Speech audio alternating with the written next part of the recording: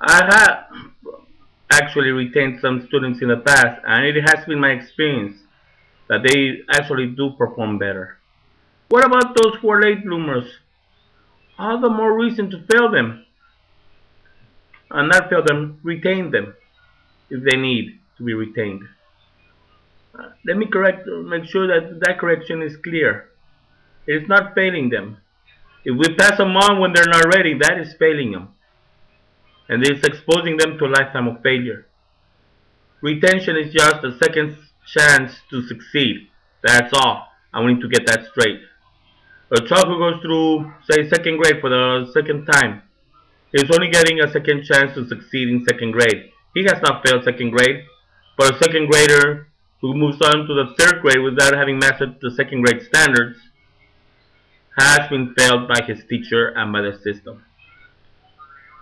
If we're going to be holding teachers accountable, let's hold them accountable to that. Make sure that no student gets moved on without being ready. Let's make sure the administrators are not privy to moving kids on.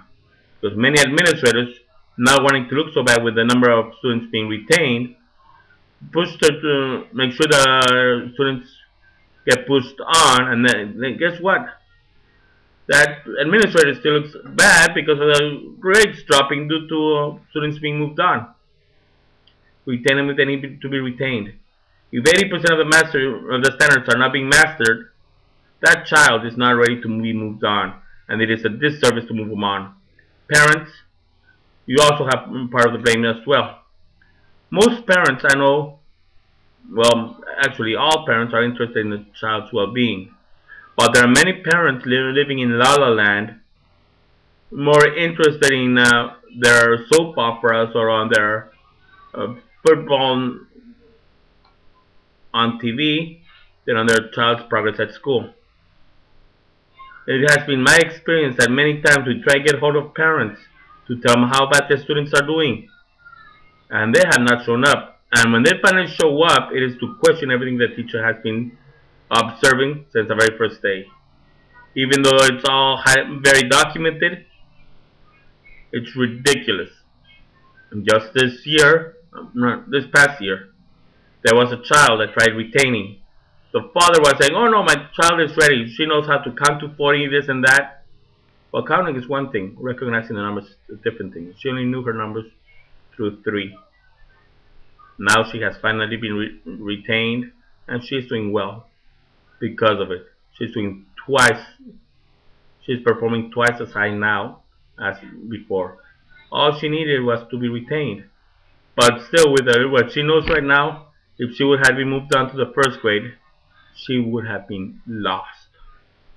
With the current California standards, children who go into the first grade need to hit the ground running.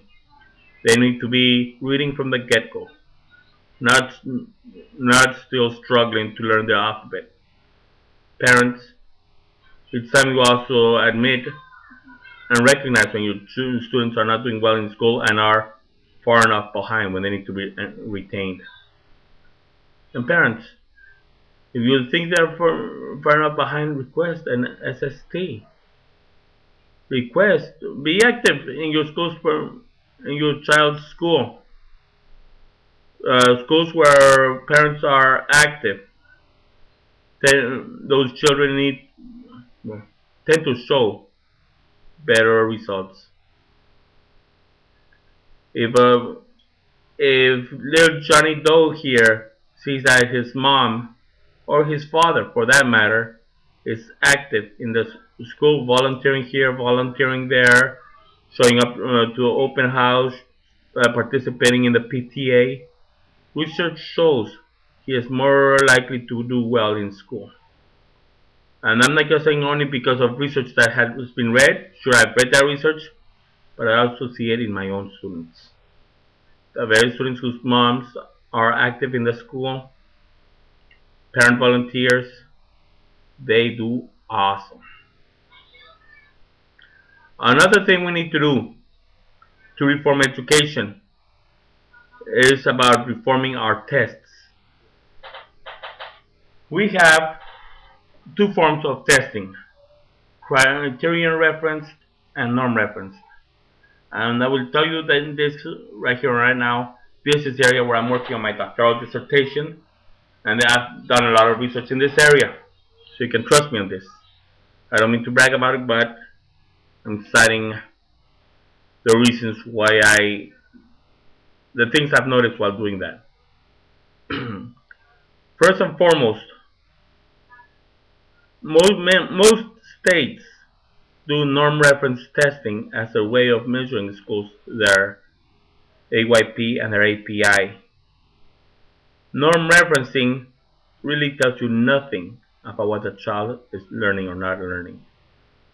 Norm referencing is that it's graded on a curve, and if the average is low, that throws off the entire curve, and if the average is high, same thing. The 90th percentile is not the same when the average is 25 than when the average is 85. Norm referencing, keyword, watch this word carefully. Percentile does not mean the percent that the child knows. If a child scored 96 percentile, it does not mean that the child knows 96% of what he was tested on. It only means he did better than 96% of the population. It is very possible to get 99 percentile and still score less than half. It has happened. It is also very possible to score low in the 10th percentile and do exceedingly well in the exam. Let's get away from percentiles. Let's go into raw score, averages. Let's not even look at the mean. How many questions were in the test? How many did the child get right? That is criterion reference. That is more precise. And you know what? To make it even better, let's reform the test so that the needs are identified by the standard. Number sense 1.1, identifying numbers. There were 25 questions, student got 23 right. That tells you a lot more than math 87th percentile. Okay, so my son got 87th percentile. What was the average? Was the average 25% of the question right? He's got 87th percentile. He still didn't do good. So my child got on the 10th percentile. But what was the average? Was the average 80 something? Wow, so he did do good. You see what I mean?